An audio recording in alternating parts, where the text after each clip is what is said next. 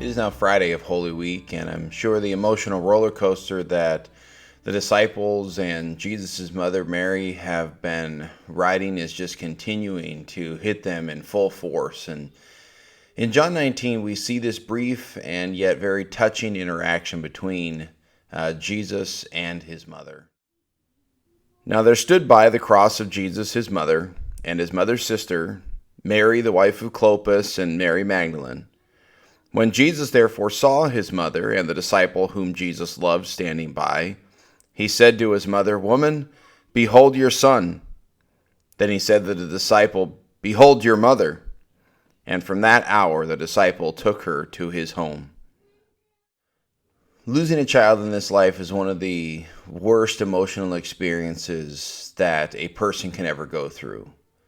The loss of life, the loss of potential, what you have seen, the tragedy, it just many times can't even be put into words. And especially trying to think about what Mary must be experiencing, since she had had all these incredibly miraculous visits earlier in her life. She had had the angel Gabriel show up and tell her that she was going to bear the Messiah.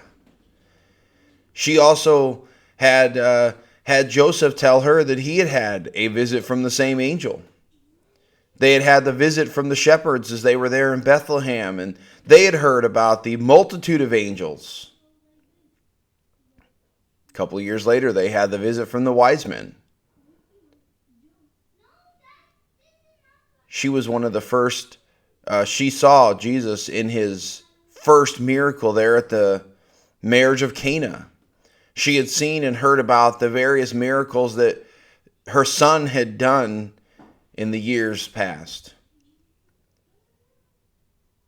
And now here he is hanging on a cross.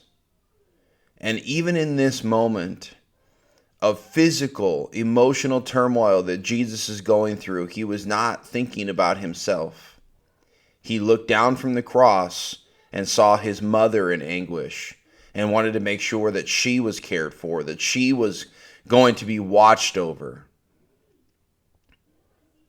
But why put this imposition on John? Didn't Jesus have other brothers? Didn't Mary still have other sons that could have taken care of her? So this imposition seems a little out of place, but there may be times in our lives when God calls us to be imposed upon. When God calls us to set aside some of our own comfort for the sake of others. So tonight I want us to just remember once again that Jesus may call upon us to do uncomfortable things in life to love others. There may be a time when he wants us to accept an imposition for a short time in order for someone else to be ministered to. And guess what? He is the Lord. He has the authority to get to tell us that. So tonight I want you to think about, where is God calling upon you to be imposed upon in your life?